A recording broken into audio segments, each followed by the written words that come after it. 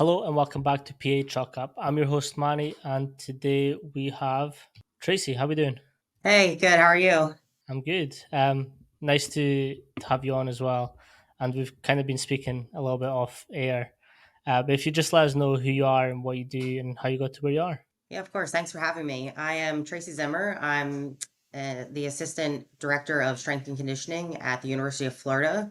Been here 5 years now, and love where I'm at. As a strength coach, we deal a lot with Excel's, spreadsheets, and building out the best program that we can for our athletes. Although, when you have these large amount of spreadsheets and Excels and printables and packs that you need to hand out to your athletes, it can get a little bit overwhelming, especially with large amount of files. Mine's personally has crashed, deleted, and that to me is a big burden. That's why since starting my own business, I've went with TeamBuildr. TeamBuildr is an all in one programming software that has truly changed and leveled up the way I coach and the way I program for my athletes. With TeamBuildr, you can create customizable workouts, track your athletes' progress in real time, and even generate performance reports with just a few clicks. Athletes can also fill out their own workout data by using either the tablet or their smartphones in the weight room, which, most importantly, eliminates the paperwork that we all hate. This also gives your athletes accountability for their program and their progress as they are immersed within it.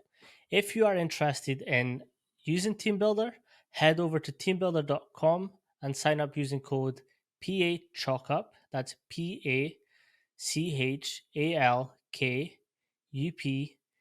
to start your 30-day free trial. So if you just let us know like a little bit of what you do in terms of your role and how that applies to the teams that you've got under you. Yeah, so I came to Florida and picked up men's and women's swimming and diving and lacrosse. And I've got a pretty robust lacrosse background. I played in college, played growing up. So it's kind of a sport that I've always been around and involved with. Whereas swimming, I really didn't have a whole lot of experience. And I also picked up the team from somebody who is still here and has been at Florida now 22 years. So kind of to be honest, I felt like I was kind of riding on his coattails, but have developed my own kind of pathway with the team. Really cool to have two sports that are very different, both in the coaching styles and the demands of the sport. And I feel like I'm at a place where I can learn every day, which I think is really important. Yeah. With your sort of background in playing lacrosse and now sort of going into different coaching styles, how has that helped throughout your career? Yeah, I mean, I guess I should probably start with where I started. I was in Philadelphia getting my master's and finishing my undergrad degree at Temple University. And being in Philly and playing lacrosse, I couldn't complete my internship, which you're required for most majors. So I went across the city to the University of Pennsylvania and interned for a summer, and then kind of worked my way in to a part-time position. And at the time, they transitioned from a 5,000 square foot weight room to a 20,000 square foot weight room. And with that, they were able to bring on another full-time staff member. So it kind of worked out where I, was at Penn as in a volunteer capacity as an intern, part-time and full-time, which if you look at a lot of coaches' careers, it doesn't work out that way where they're in one place for, an extended period of time, which I feel very fortunate to have been there for 9 years. Um, and then as coaching goes, the stability can be questionable at times. So I was also part of a staff that got let go. So there was Oh, three of us who had a combined 27 years of experience coaching at Penn. There was some new administrative oversight, and we were all kind of told, like, if you feel like you fit this model, you're welcome to reapply for your jobs. And I knew I wasn't interested in staying, but grateful for my time there. So felt like I was like floundering for, a few months, but I ended up becoming an intern, professional intern. Basically, I got the NFL Bill Walsh Fellowship and worked with the Atlanta Falcons for the 2019 training camp and preseason. And at the time, just kind of looking for full time positions in the college setting and ended up at Florida, where I've been ever since. So yeah. It's a very diverse background of sports as well. How for has sure. sort of each each program that you've been a part of now shape the way that you coach and sort of look at sports development and how to bring up the athlete? Yeah, absolutely. So going back to your question you asked about kind of lacrosse, um, being at Penn, very different, where we had four full-time strength coaches for 33 varsity sports. Whereas now I'm at Florida, where we've got, 17 sports, 16 on the Olympic side, and nine full-time coaches. So I have greater involvement with the teams that I have, but a lot less, I hate to say responsibility, but my time's not spread so thin. Where at Penn I had, Mhm. 200 plus athletes, and here I still have over 100, but I'm able to do a lot more with each of those teams. And I think coming from a background where I worked with so many different types of sports, types of athletes, it kind of sets you up for success to be able to discriminate between, good, better, and best when it comes to training and the groups that I have now. How has that sort of shaped your adaptability processing? And I think that's part of coaching, right? We're problem solvers, and you've got to be able to kind of think and maneuver and pivot. If you have a plan, that's great, but you've got to be able to adjust with changes in what the coaches have going on, or what the athletes have going on. Whether it's an injury or athletes just didn't get enough sleep. We work in a setting where they're 18 to 22, 24 year olds who might not have the best habits. So there's a lot of the X's and O's piece that you can really dial in, but at the same time, they're people, and you've got to be able to get them to do hard things and work with them and meet them where they're at. Yeah, we speak a lot about the educational part of our role in this podcast, and it's it always amazes me that, like, yes, we're coaches, but part of our job, like one of the main parts of our job, is to teach these athletes like better ways to deal with a life situation. So like how to become a better human, be accountable, consistent. But it's all also that thing of like let's really dive into your sleep. Like, what do you need sleep wise and recovery? What do you need nutritional wise and recovery? And just these sort of aspects that build out the athlete and the human. What's some of the processes that you go through to teach your athletes like this is perhaps something that you should be implementing or something that you should be avoiding? Yeah, I think it goes beyond me. I work with athletic trainers, dietitians, coaches. There's a lot of additional staff members that are around that I can also lean on, so it doesn't just come directly from me. And when you think about college athletics, you're allotted so many hours Mhm. in your off season, in season, right? So say we get 8 hours in the off season, how can I best maximize the time that I have with them and have those conversations in addition to accomplishing our training goals? So for me, a lot of the times it's just observing with body language, how do they walk into the weight room, knowing what they have going on outside of just practice and training. So, I mean, I'm always just fascinated by people, like what's your major? Why are you interested in this? And, if you, where do you come from? Primarily, lacrosse is a Northeast sport. So a lot of those athletes are relatable because, I grew up in the Northeast, outside Philadelphia. Whereas swim, we have a pretty big international contingent. So, I mean, there's so many different backgrounds, and it's fun to learn about the athletes, learn from them, and then kind of be able to like pull from that and really get the most out of them from a training standpoint. Once you're invested in the athletes, know that you care about them as a person, not just the athlete. How do you maneuver the different cultural sort of challenges that arise throughout the program? Hmm. I think the culture stems a lot of times from the head coach. So for me, it's just kind of reinforcing what they've already communicated. And I think that the athletes that we get at Florida, and specifically with the teams that I work with, they come in with an understanding of like we're here to be great. We're here to compete at a really high level, and if you want to be elite, this is the work that you have to put in. And coming in and seeing athletes who have come before them, it's like there's a real sense of pride of being a Gator, which makes it really fun and challenging. And, it's not every day is different, but, every day you're trying to just get, 1% better. And I think that's a good way to describe it as well, is that 1% better each day. I read this book, it's called Peak Performance, and it talks about like how I forget his name, but he started coaching the GB cycling team, and like he really broke down into like every time you finish in the bathroom, wash your hands, and that's like that 1% better for that day. what are the sort of conversations that you have to really drill into them that we're here to do greatness? Uh, I mean, I think it starts with the athletes as well, right? Like knowing that they already want to be great. I don't kind of have to pound that into them. It's kind of bringing it out of them more. So with, lacrosse, it's different because it's a team sport. There's only 12 spots on the field, whereas swim, it's objective. Did you swim a fast time, and are you going to be the best in your event?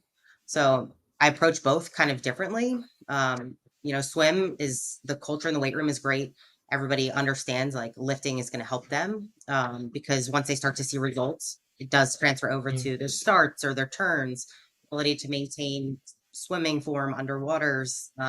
So I feel like from a swimming standpoint, a lot of the times it seems like, especially the new athletes that come in, they see our veterans and they're like, oh, I want to be as strong as them, which is great. But at the same time, we're not going to chase numbers, right? We Mm. have to move better. And the weight that you can lift will progress, right? And I always say, like, form, I mean, if you have better form, obviously you'll get stronger faster. And I think like that's one thing that I pride myself on is having athletes that are really technically sound.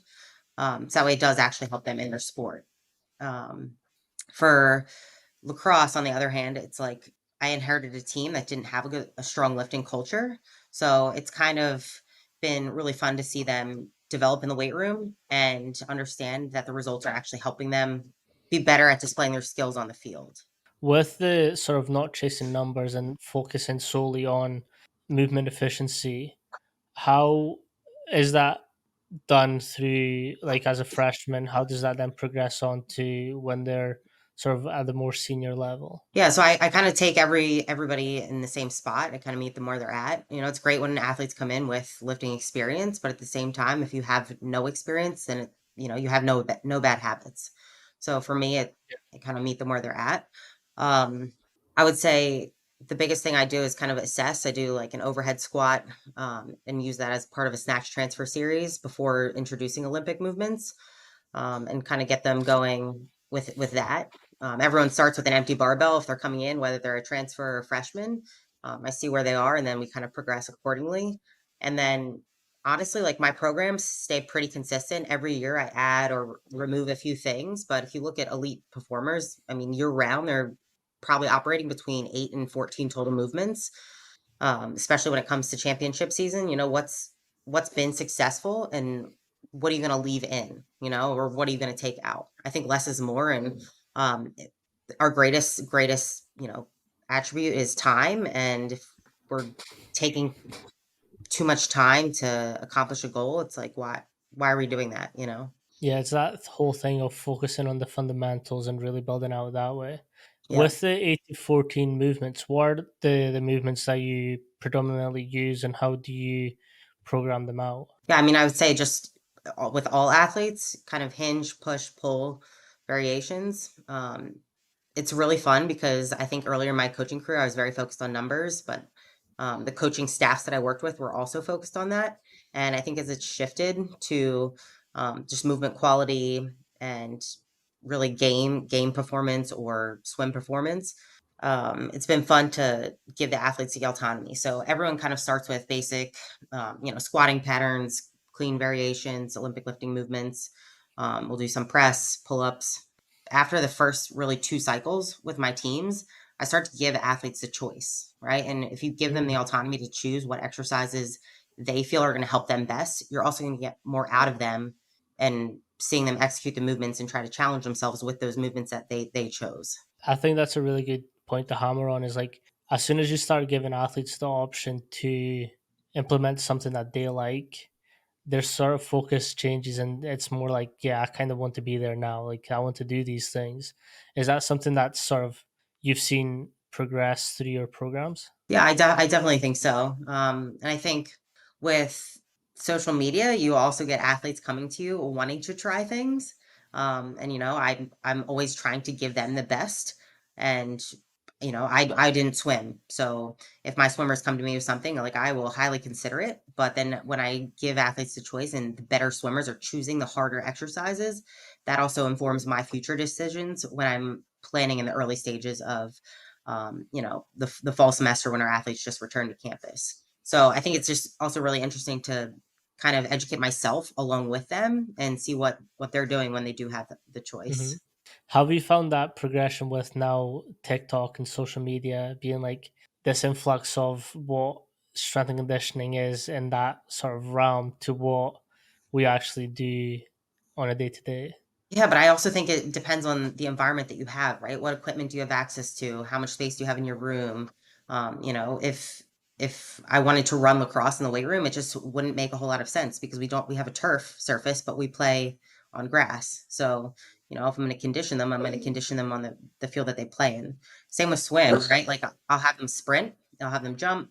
Um, when people talk about sports specificity, I'm not having them do things that are really mimicking swimming, Mm. right? Like that is what the sport takes care of. And going back to the time component, if the swimmers have say 9 practices a week, right, and they're with me for 5 days, 3 lifts and 2 dry land sessions, which really is just conditioning. It's just a swim term.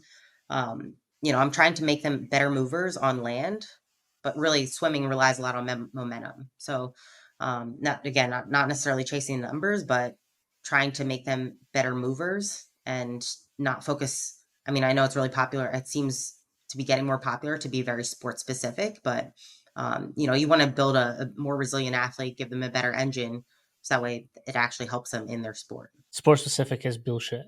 Like you cannot get sport specific in the weight room. That's like what you said. Do your sport. If you want sport Yeah. specific, do your sport. Like, and I get it. It's frustrating because like people like create these exercises that look amazing, but then you break down as to what they're actually doing. And you're just like, oh, you're combining two lifts that could be just split up and done properly.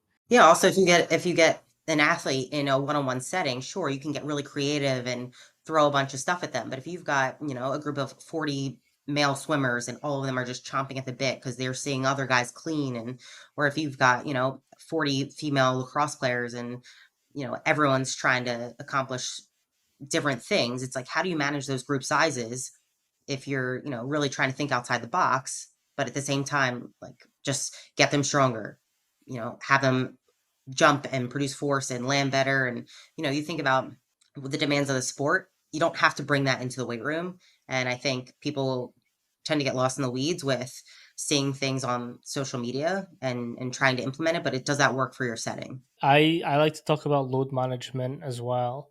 And the thing with sport specific is because it mimics the sport so much, that could lead to repetitive stress injuries and injuries that occur through essentially not doing the movement with the same proficiency, right? Because as soon as you add weight onto that movement, the technical side of that movement can either be jeopardized or you can throw it off so much that then it starts becoming injury prevalent.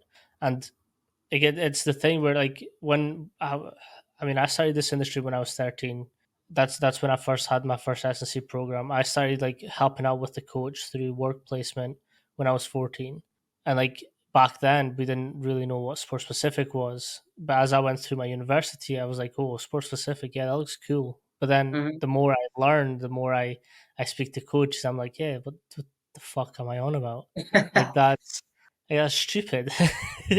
Yeah, I mean, there was nothing more specific than playing your sport, right? And if you try to mimic those skills in the weight room, like you said, you could be taking away from that ability, right? Or you could be leading to injury for overuse. I think it's fun when you get to do movements that your athletes are like, wow, I feel like this is really helping my sport. But it's also fun to see the athletes just move better, and people forget that like lifting is a skill. Mm. And as we said, like the weight room kind of transcends life, and these are skills that they can carry on with them beyond just their 4 year athletic career. 100%. I think like that's what I go into this industry for is like my S&C coach had a positive impact on my life from then on. So like for me, I want to carry that on and really like build out humans as opposed to just athletes. And I Hmm. think that's the way I like to look at this industry is like we're not just an athlete industry, we're a whole human industry. Yeah, absolutely. In terms of your principles for your program, what are some of the things that you consider when changing from swim, dive, and lacrosse? Yeah, I really consider the amount of time that I have with the athletes. Swimming, obviously, very objective in terms of the sport and competition itself. I don't measure a whole lot for them. I write my programs out, so they're 4-week training cycles with a 1-week deload where I cut the volume and I introduce new movements, or we stick with the same movements with maybe a different intent, and then kind of flows that way throughout the year. And what's really cool for swim for me is that they're probably one of the most consistent teams and the hardest working, right? Like if you're in the pool for 9 hours or 9 practices, so 18 hours a week, and then you're with me for 5 sessions a week, it's really trying to see, okay, like how can I be efficient with the time, how can I get them to execute certain movements? Swim, they're really consistent. So it's fun to kind of program them in a way where we're 4 weeks on, 1 week deload, and it cycles through that way all year. And then we'll taper around major meets. But for them, it's doing the same thing for the most part year round, right? And I think part of the monotony of that, it I'm able to change it up in the weight room, by changing kind of the intent behind what we're doing. And for them, it's seeing the power or strength help them swim, faster times, and really, I guess, kind of develop the qualities that they need for the water that they don't have. A lot of swimmers, if you see them on land, like they all hyperextend their knees, or I'm like the posture police because they're all, their shoulders are kind of rounded forward. So kind of trying to keep them in a healthy place overall. Is that something you consider while programming? Is their posture and hypermobility? Yeah, for sure, but I think it's also what makes them great at the sport, if they spend that much time with their pool work, it's the same thing with like land-based athletes. How the way they move is going to reflect what they do the most, and the qualities that they have allow them to be great. So, I know a lot of times I'll focus on improving weaknesses, but I also want to keep their strength strong. In terms of like load management, because athletes are usually in the pool like 6 in the morning, then they'll have. I'm guessing like I'll go swim, practice in the gym, and then swim again, and that's how it'll be split. Hmm. How in terms of like load management and sort of how do you manage that excessive amount of training each day?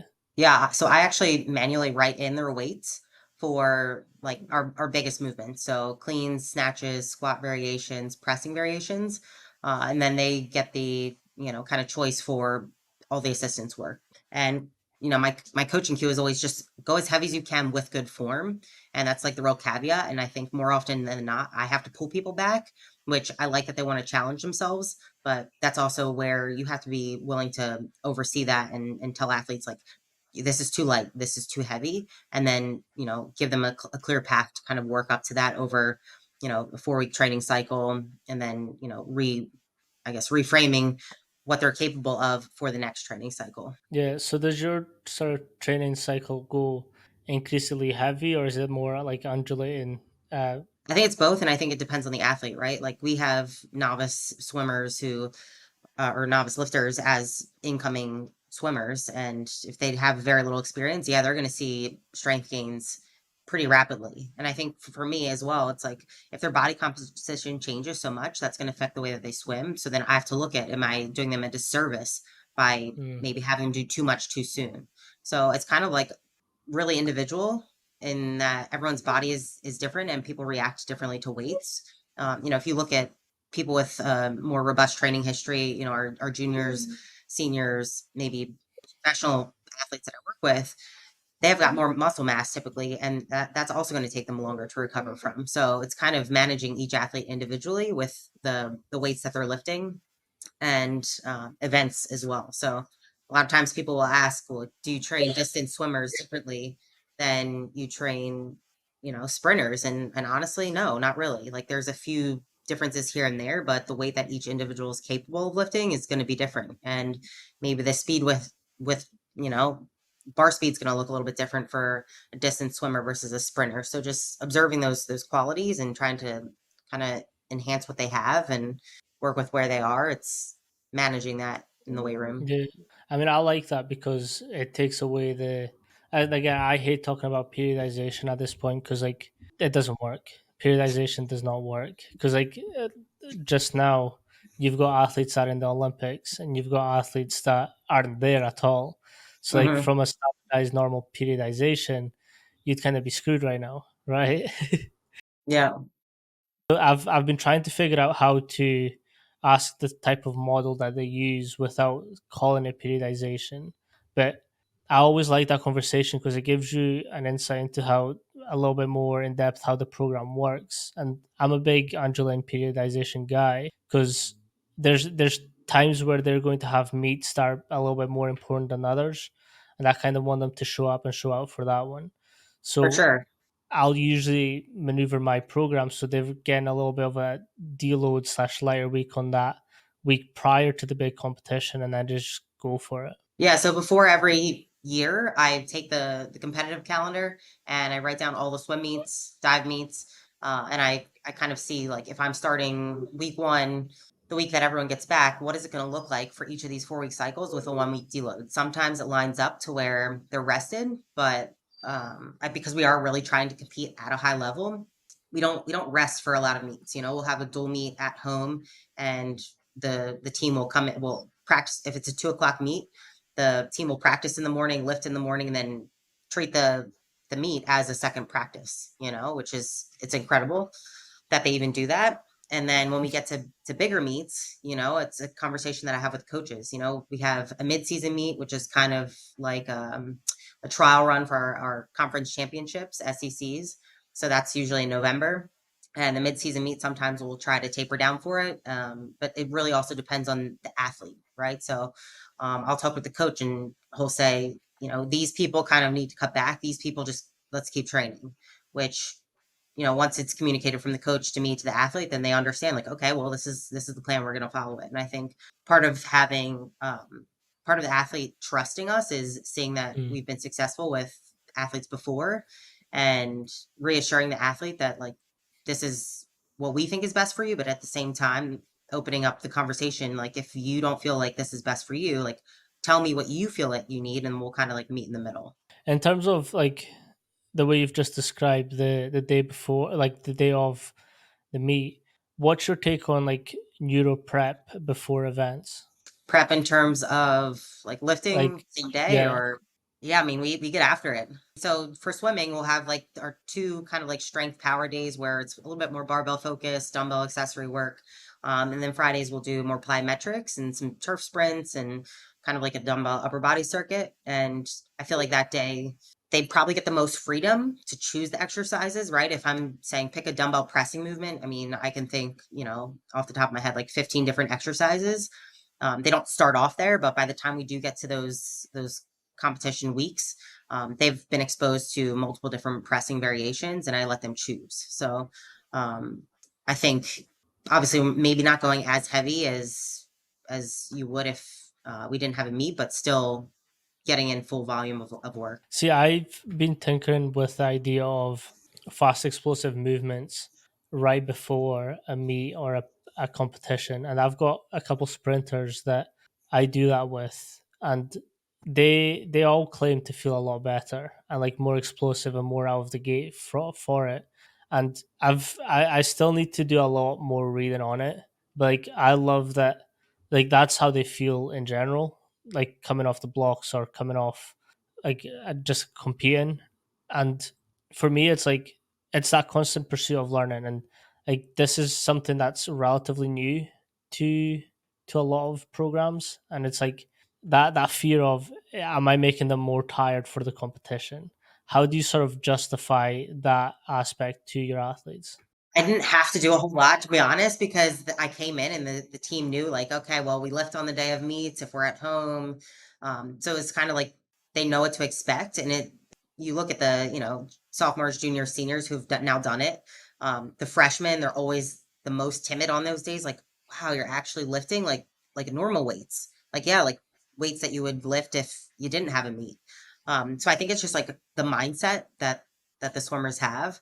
Um, so I feel kind of spoiled in that sense where other coaches might have to fight a little bit more to get the athletes Mm. to put the work in. But when you know you're really truly going to taper for three, maybe four meets in a year, right? So like just this year, for example, we tapered for our midseason meet. We did not taper for SEC championships. We tapered for NCAA's, tapered for Olympic trials, and then the Olympics. So you've got four meets right there, and that's the calendar that you're really working with for Mhm. this kind of a cycle. How does your cycles change with the different types of competitions that you've got coming up? I think it's individual at this point for all the athletes who are representing different countries at the Olympics, but for our collegiate athletes, they know, okay, here's what we're working towards, and the rest of the year we're just training. With having Olympic athletes, obviously, essentially, their training cycle begins straight after the Olympics, so you've got 4 years to prep. How much of that is more like a year to year to year than looking at the next Olympics for you? Yeah, so it's interesting. I came to Florida in so 2019, and then obviously Tokyo got pushed back, so 2021, and now this was like a shorter cycle with multiple world championships in between. There are things that I did prior to this Olympic cycle that I kind of removed. For example, I use boxing for conditioning and hand-eye Mm, coordination, great for shoulder conditioning. But that's something that I didn't introduce just from a shoulder health standpoint for people who maybe don't have that kind of athleticism on land. Um, so I know that's something everyone's really excited to do this fall, mm, without so much pressure on not just what we do in the weight room, but really our coaching staffs. I think obviously what we do is important, but I always think like, how much of an impact am I really having on performance given the amount of time that I've had to spend with them, considering all of the past history of training that they've put in to get to this point. So I feel like what we do is just one really small piece of the puzzle, and if you can get the piece to fit right, I mean, you're in a really good spot. But it doesn't make it any easier because every year you're trying to just get better by milliseconds. yeah, I like the boxing for conditioning because it's tough, especially if you've got swimmers who rely heavily on the shoulders. How Hmm. is that sort of transpired in your program, including that in? So when we do our dry land days, I usually just I teach that, and we'll do some trunk work, some grip work, and then that kind of handles the conditioning. To be honest, it's probably a lot less stress on them than what we normally do, whether it's Gator Mountains or a turf circuit or fan bike sprints. And I don't think you know if it's great if the coaches give me an hour for each training session, but if I don't, I'm not looking to just hit a time limit. I'm looking to accomplish certain goals. So if I can increase that lactate threshold, right, really push their anaerobic capacity while we're together. I mean, the workout could be 10 minutes, depending, right? Fan bike sprints, if you've done them, Oof. they're Hmm. just I brutal, love right? that. Yeah. So I mean, there's ways to accomplish goals without using a ton of time, and I think really that's what I'm looking to do. Like, what's the least I can do for the most results and give them their time and allow them to recover and educate them on different areas of within sports performance that we provide at Florida, whether it's nutrition or athletic training and recovery. We have you know unlimited recovery tools here if the athletes are interested, and a lot of times our athletes are looking to get that much better, so Mhm. they use the resources that we have. What's Gator Mountains? So the inside the swamp, our stadium here seats just over 90,000. It's essentially running or walking the bleachers, everyone to Uh, the top. So go to the top, come back down is one rep. We usually start with six for swim, five for lacrosse, depending. And then we've gotten up to eight, but I at one point had some women who just wanted to keep going, so I had to cut them off around like 12, 13. Yeah, it's brutal, but great for reinforcing like knee drive and running form, and it's hard. It's strength work. yeah, how steep are the steps? So the bottom half of the bowl is not as steep, and then when you get towards the top, it's pretty steep. I don't know if you've been to the the University of Washington Stadium, um, but we got them to run the stairs, and like the thing with Coach Mack is he likes you to do the workouts before the athletes do it. Hmm. And like I was like, oh, stairs sick. So we did them, and it was brutal. And I Yeah. mean, like I love it now because like it's that again mindset that it gives you that little. Are you going to, pardon the terms, be a bitch and quit, or are you going to keep pushing through whatever pain you're feeling? Yeah. And like I think at one point I ran them like 2 days in a row. Like my legs were done, but it was like that's a really fun exercise to one condition, like you said, knee drive, which is important for sprinting. It's important for like speed development work as well. But yeah, stairs for me is like I love them now because like you really there's so much that goes into it as well. Yeah, I have a With bit of love hate. When I was younger, in my 20s, I did some bodybuilding, and I would just live on a stairmaster, which now I will never get on one of those things. But then a few years back, I had this idea. I was like, all right, let me start with 2 Gator Mountains every day for a week, and then three every day for a week. So I worked my way up. My goal was to get to 10 every day for a week, which that's a lot. yeah, And so I went through that.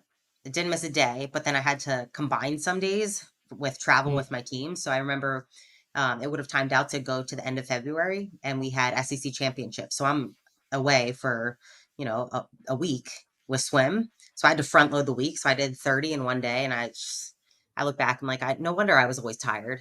damn.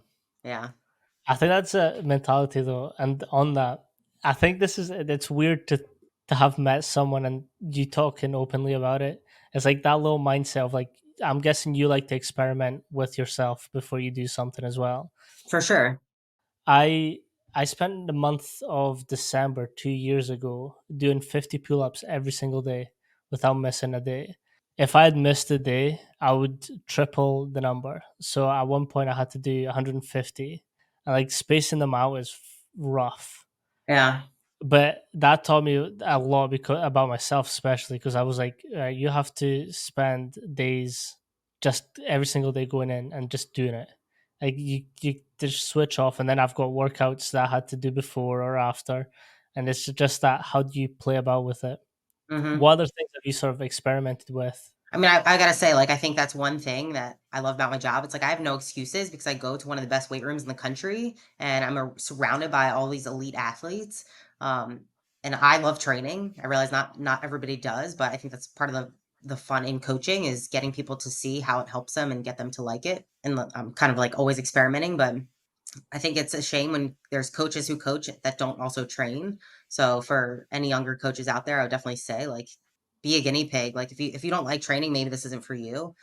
Because it fires me up every day when I get to train whatever I'm doing. But I competed in, let's see, after college, I did a couple powerlifting meets, bodybuilding. I fought Muay Thai, and then I haven't competed in anything for 2 years. But when I moved to Florida, I competed for 2 years in the Grid League, which is essentially co-ed competitive relay races with lifting and gymnastics. And there's different specialists. So um, training for different things and kind of seeing what I'm capable of. 100%. And I think that's Coach AJ said this the best. And it's like to be an effective strength coach, you need to know, you don't need to know everything about the sport, but you need to be well versed in sports to be able to help your athletes the best way possible. And for me, it's like I love tinkering with the dark side of our role, like really pushing that boundary between we're comfortable we can make it through the session, okay, but now we're going to take a step further and exhaust everything you have, because there's going to be competitions that or meets that you have that your competitor is going to take you to a whole different level and you need to Hmm. keep up. Yeah. What's your sort of take on the dark side and how you implement that into your training? Me personally, or for my athletes? I want to Or know both? both. Okay. Yeah. Me personally, I think it's tough because like I'm pretty strong, and some of the things that I've done, I look back and I'm like, wow, I can't believe I did that. But having people to lean on where I'm at and kind of challenge me. For example, like Matt Delancey, who I is somebody at Florida that I took over swim from, works with track, won the last three outdoor championships on the men's side. He's incredible, and I had 4 weeks at the beginning of the summer. I was like, yeah, I'm here all 4 weeks. Like, give me something to do just to see where I'm at strength wise. And I was coming off of a lacrosse season with a ton of travel. So I had maybe one day a week where I could actually get in some solid barbell work, and having, probably 7 or 8 weeks of of lift, one day of lifting a week. I was like, let's see where I'm at with 3 days of lifting. And he gave me that. And, I was back to squatting 315, like pretty easily with a safety squat bar. So that's most recently what I've done.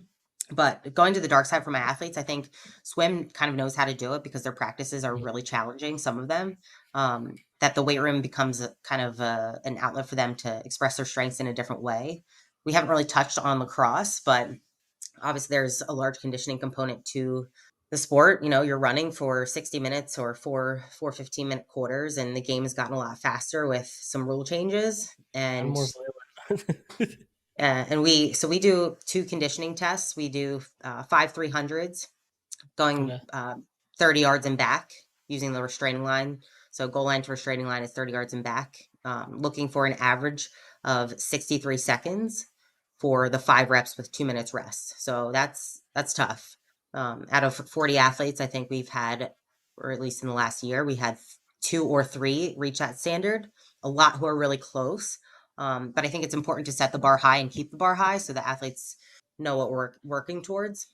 So I would say 300s. How is the drop off in sort of oxygen and energy uptake between the sets? It depends. You know, like our faster athletes are able to sustain higher speeds and repeat the effort. But what I'm looking for is really like that their first rep and their last rep is not going to be like a monumental drop off, right? Like if they can't recover and repeat efforts, I mean, how can you expect them to play in a game and be able to display their skills without also thinking about them? You know, that's what I always say is we don't condition so that way you get better at the conditioning drills. We condition and do different things so you can better display your skills on the field and not have to think so much as you're going through the game, right? Like if you don't have the engine to be out on the field, you're going to be thinking so much about the game that you can't actually display your skills.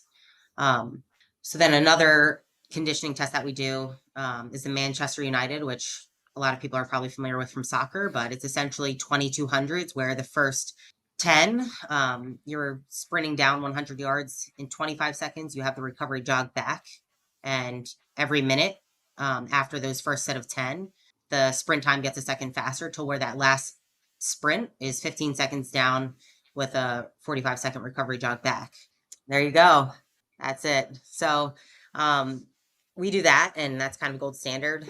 And one of the most memorable things for me last lacrosse season was one of our defenders. We're in the middle of conference championships, playing JMU at Vanderbilt, and this was after like a 3 hour rain lightning delay. You know, it's now 90 Mm. degrees, no shade anywhere, and she's grabs a water bottle and she's like, I feel like I could run the menu right now, but I don't want to.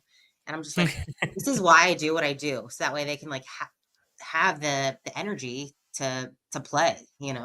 Yeah, it also does a lot psychologically because, like, obviously, as you compete, it's not just your body that gets tired, like, your mind gets tired, and then, like you were mentioning, your skill drops off because you can't automate your thinking to perform that skill the way you do.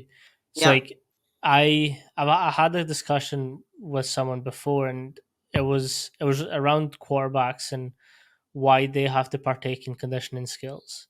And for me, I explained it in the sense that think about how much thinking and looking and just quick movement that they have to do in a split second to be able to throw the ball or run back, throw the ball under that amount of pressure. Like they need conditioning because their minds are racing so fast that that's also elevating the heart rate. That's also requiring them to have more in that tank to be able to do these skills effectively. yeah. I mean, it's the technical, it's the tactical, it's understanding game strategy and being able to do that under fatigue. You kind of touched on the assault bike, and I personally love an assault bike. What's your go-to drills on that, and how do you sort of condition your athletes on them? So with it depends. I use them more with swimming than I do with lacrosse. And typically we'll do 10 to 12-second sprints with 90 seconds rest. So I'm giving them full recovery because I want them Mm, to kind of haul ass on those. And it's also interesting because you know your athletes, if you've seen them go all out, you also know what it looks like for them to not go all out. So then you can kind of mm, question like, why are you dogging it? So there's periods where I'll bring out a clipboard and I'll have sprints 1 through 8, and you've got to write down all of your max watt or your average watts, and we'll kind of see if like there's drop off or if there's a big discrepancy between the previous time when we tested when you felt like you were in a great place. because a lot of times we do this, we'll do it after a swim practice. So again, like if you want them to know what it's like going to the hole, you've got to take them there. Yeah, I love how you call it the whole. Yeah. Is there any sort of resources or books that you would sort of preach about in this industry? That's tough. I mean, I'm a pretty avid reader. I think most strength coaches are. And if not, you're listening to podcasts or you're just talking to people. I don't have one that I would say is, I hate to say relevant, but one of my mentors gave me Purposeful Primitive, which is kind of old school, more I would say powerlifting style. I know I know there's like a lot of resources out there, and I would say if you're looking for something to read or get interested in, I think it should stem from like what you're truly passionate about. Like for example, I had some back injuries around powerlifting, so I went into all of Stuart McGill's, back mechanics and spine mechanics, and I think that if you can find a way to relate it to yourself, a lot of times you're going to be more interested in truly learning about it rather than just like somebody told me to read this book, so let me go get the book and read Mm. it. No, I like getting different takes on books because, and I've started doing this recently where I ask coaches if they've not already mentioned the book because, like you said, we have to be avid readers, and I will always recommend Conscious Coaching because like that was the first S&C non S&C book that I read. That was like it's shaped the way I coach because like the way I walk into a weight room and try and identify who I've got in there changed because of that. And like I personally think I had success at UW because of that. Like I made sure to get to know my athletes first. Like before even I helped them, I was like, "What's your name? Mm. What's your why? Like why are you working as hard as you are? Why are you here?" Like all those questions for me painted this picture, and then I was able to build that connection because there was already mutual there. So for me, like conscious coaching is one of the best books I've ever sort of read in this industry. What, in your experience, like having obviously a football background and now working with lots of different athletes, like what are some things that you see just observationally, like with athletes versus, just being in a football setting? I, and this is something that I've had to adapt to, is American athletes are a lot more out there than most European athletes. Like they're more forward with what they think and say. Mm, So it's more for me. I in America, I was able to be my true authentic self because I like in the weight room I'm loud. I love to be loud. I will shout till I'm blue in the face. If that's what kind of motivates them. If they don't get motivated that way, I will switch up my style. So for them, I was able to just like give daps or help them up from the floor, and we were able to connect that way. Across here, it's more conversational. Let's get to know you first. Let's really build out your profile and see what you respond to. I think I'm a great believer in seeing what they respond to. If I like, I've got athletes that love getting shouted at, and I've got athletes that don't like getting shouted at. Like some of my female athletes, I've now gone to the point where they trust me enough to like encourage them. But at the start, I had to be very, "Hey, let's go. You've got this." Like more informative in the instructions I do because that's what they respond to. So for me, it's really just talking to athletes and figuring out what makes them tick. I also love key phrases. I've got them for myself. Like if I'm in a sluggish mood or day, like in my head I'm like, stop being a shy bag, let's fucking go. And like that's the switch. Like that's my switch to like really fucking bring out my performance. So I usually try and introduce that to them and see how they respond with it. Did that sort of answer your question? yeah, yeah. No, I would agree in the sense that like um, the coaching styles from other areas of the world are a little bit different, because some of the international athletes that I come in, like they didn't have access to all of this equipment that we have. So their expectations versus what they're walking into is just very different. Like, and there's a different level of appreciation because Mhm. they didn't have it, you know? I also learned that the importance of appreciation in America. Like here, you don't really hear athletes saying, "I appreciate you, coach," or just calling coach in general. Mm, Like when the first athlete, I was like appreciate you for today, coach. I was like, whoa, what is this? Like, A, you're calling me coach. That's weird. And then B, you appreciate me? So like from now on, like anytime that I'm with athletes, or like even it goes down to like if I'm in a shop and the service that I get, I'm always like, appreciate you, have a good day. Just Mhm. because like for me, like I really liked it and I liked how it made me feel like when I was there. So like now I'm bringing stuff like that more across here. Yeah, I love that. That's essentially my goal now, is like bring some of that culture, like weight room culture from America to here, because I think yous are great at sport, and like there's a reason why yous are always at the top. So why not try and replicate that? That's my thoughts on it. I also think it's interesting because if you watch a lot of different coaches, like you're going to see a lot of different styles, right? Like you saying you like to yell, and I think I'm loud in the sense that like my delivery is heard, Mhm. but I'm definitely not a cheerleader. I'm more of a teacher, right? And I think that's where you get the buy-in, is that like you're teaching them a skill and you're teaching them things that are going to help them.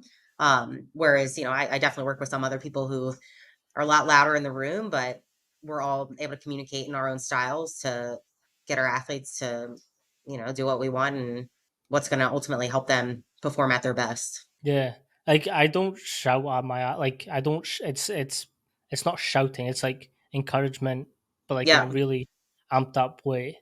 And Yeah. Coach Mark actually, so he's got these exit interviews with all his interns, and he sort of says where he thinks that we'll have success in, but he also tells you what you need to work on. And he had a really good exit interview with me because he was just like, "Yeah, this is. I think you're a great coach. This is what you need to do. Like, start a podcast. I think you do really well in that." And I was like, "Got it." And then he was like, "But," I was like, "Oh no." And then he was like, "You've got a small voice." I was like, Hmm. "Oh." Like, so like I'm 5'8". I'm not the biggest of humans either. But he was like, it doesn't matter your physical size, but your voice needs to be louder. Not just Hmm. louder, hold that presence, hold yourself in the weight room to where people know that you're the coach. People expect you to guide them and lead them into whatever they're about to do. So for me, I was just like hurtful, but at the same time, like I didn't get butthurt about it. I was like, okay, how can I develop this?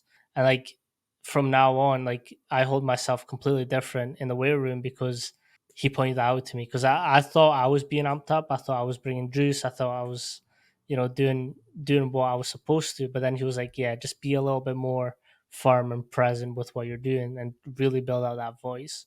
Yeah. That's good for him to say as a mentor and for you to be receptive to. Yeah, and like I also think that a lot of people get butt hurt with criticism, and you kind of have to know where the coach is coming from first. Like it's in this industry, I've learned that people are more into the constructive criticism more than just attacking you. So like you Hmm. have to separate yourself from what they're actually saying, and like Yeah, really for sure. analyze.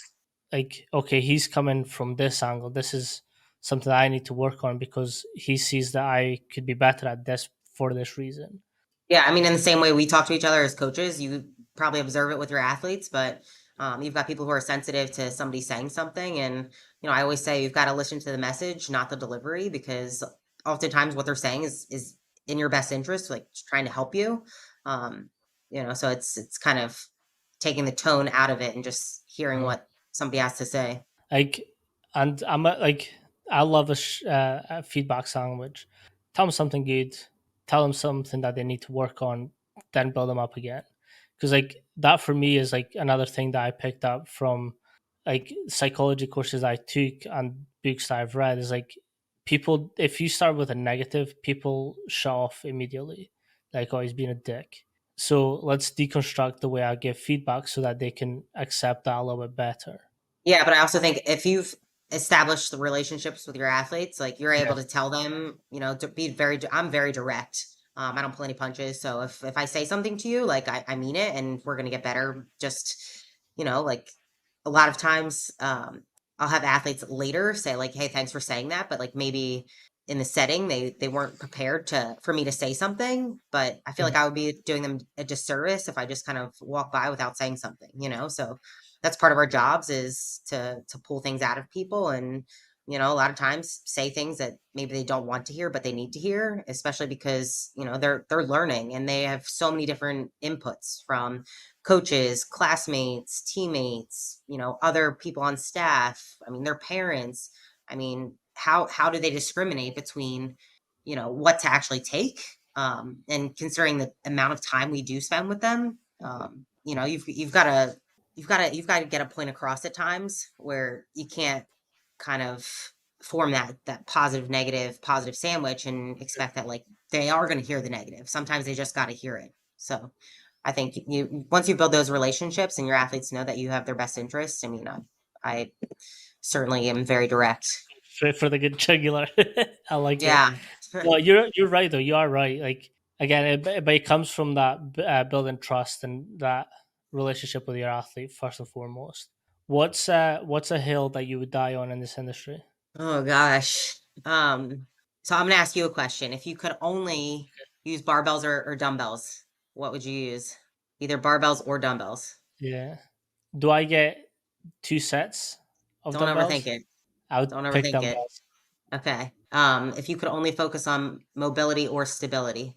I'm a stability guy. Okay. So like there you go. Like there's different approaches, but you're ultimately working towards best possible outcomes. So I don't think like I can die on one thing. I think as coaches we have lots of tools in a toolbox and you use things at the appropriate time. You don't need to use them all at once or ever, right? Like there's some things that I've learned and I'm like, yeah, I'm probably never going to do that just because with the amount of time that I have with my athletes, the number of athletes or the personnel in the room, right? Like or equipment. Um, you've got to do what's best for where you are and the time that you have. So I think it's tough to say like you just die on one thing. Um, what is best for the athletes that I have in this moment, working towards the goals that we have ahead of us. Fair. I like that. Yeah. What's your take on bucket filling for your athletes? How do you define bucket filling? So strength, power, endurance, and anything else that goes into their performance. From a team setting like lacrosse, I mean, we all kind of start in the same spot when it comes to strength, speed. Everybody's kind of doing the same thing in the weight room, introductory, right, general prep, and then once we get through that first kind of 4 week training cycle, I'll modify things for individuals based on what they need. And a lot of times it comes from the coaches saying like, this person needs to just get a lot stronger, or this person's conditioning is not where we need it to be, and then kind of focusing on those aspects that we need to improve. And I think it comes from communication with the athletes, right? Like if the athletes perceive things as like, this is not helping me, like, why am I going Mm, to beat a dead horse and have them do something that they don't think is helping? Um, I go back to like just an old example is I worked with fencing at mm, Penn, which is not traditionally a sport that had lifting experience. And, based on kind of their country club coaching, some kids were like, well, we got to do burpees. We got to do that. They had all these ideas of like, this is what I need. So you kind of had to be a salesman to like get them to understand like squatting is going to help you with overall leg strength and stability and producing a little more force and like answering the whys of what you're doing, mm, and kind of trick them into doing that by introducing other things, right? Like, so we would box for hand-eye coordination, which for fencing was great, but also we're going to incorporate these things that are really going to help you. And then once we did that and they saw the results, then it was like, oh, I understand now, so really I think it's situational. yeah. Fun fact about fencing: their breaking force on the first step can be up to 7 times their body weight, and it's wild. Yeah. And I also didn't know how prevalent ACL injuries were with fencing until I started researching into it.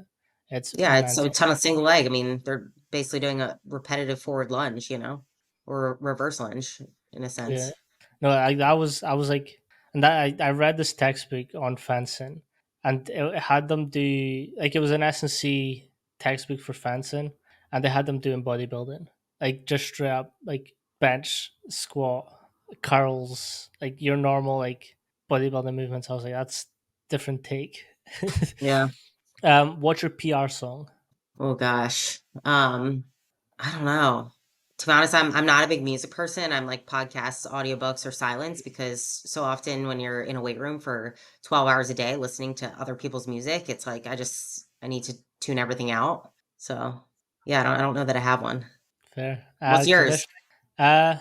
Uh, I'm a big Tupac. Hit 'em up. Okay. Yeah, that gets me fired up. That gets me fired up. Conditioning playlist. So I actually I just take playlists from athletes. I'm like, oh, you got a country playlist? Let me get that. Or, I have a swimmer who had like an EDM playlist, which is not my kind of music, but it's fast. So if I'm gonna run, I'm like, okay, this is a good pacing kind of music. So really just depends. I used to hate country music until I went to America and listened to country Okay. music. Now I've got like a whole playlist dedicated to country music, and I threw that on today in the car, and I was like jamming the whole way, and I'm Nice. kind of ashamed of it. What advice would you give new strength and conditioning coaches or coaches wanting to come into this industry? It's a good question. I feel like there's so much advice you could give, but everyone's path is a little bit different. I think it's important to be confident in what you know and also confident in what you don't know, right? Like we were saying, like there's so many tools that you can use. Doesn't mean you have to use them all at once. Don't be afraid to ask for help, but I think it's really obvious when people try to do too much, and it's like, whoa, pump the brakes. Like there's building blocks here, and I think people can get a little bit lost with the amount of information and just walking into a weight room setting. Our weight room here is 26,000 square feet. We've got volunteers that will walk into our first training session where we've got 40 swimmers, 35 baseball players, a softball team, 22 athletes, golf, and but potentially like gymnastics. So we've got 5 or 6 teams all training in the same space. Hmm. Like, that's probably pretty intimidating to somebody. So, don't be afraid to ask for help and take notes. I think a lot of times there's people who think they know more than they do. So I never see people with notebooks anymore. I don't know if it's because of technology and phones, but like have a physical pen, Mhm. pencil, and a notebook. Yeah, I've still got all mine from UW, and it's something I refer back to quite a lot. I had Ray Zingler on a couple of weeks ago, and his advice was become a sponge. Just Mm, anything that coaches throw at you, just write it down, memorize it, and really get to know what they mean by it. And like the S&C industry is so fast paced when you're like at collegiate setting that not only do you have to become a sponge, but sometimes you kind of have to be a mind reader as well, because like you don't have time to get the details from A to Z. So you're hmm going to have to mind read some of the steps on it, and that's something that I feel like is a great skill to have. And like obviously you can't become a mind reader, but use your common sense to figure out what they mean by it. Yeah, for sure. I also think, like when it comes to coaching, this conversation, other conversations, anybody's willing to talk and just share what they know, what they don't know, ask questions in return. And I think when it comes to the actual coaching itself, like economy of words is huge, right? Like if you have a limited amount of time, like how do you get your point across to get your athletes to execute the movements, which can seem hard when you've learned how to teach a clean and there's so many steps or a snatch and there's lots of steps, but how do you kind of distill it down in a way that's digestible and you can actually implement and kind of get after it right away. Like the thing is as well is like athletes' brains can only deal with so much information at once. Right? So you have to be very concise with what you say. And like if I'm doing conditioning drills with my athletes, I know that I can't give them full sentences.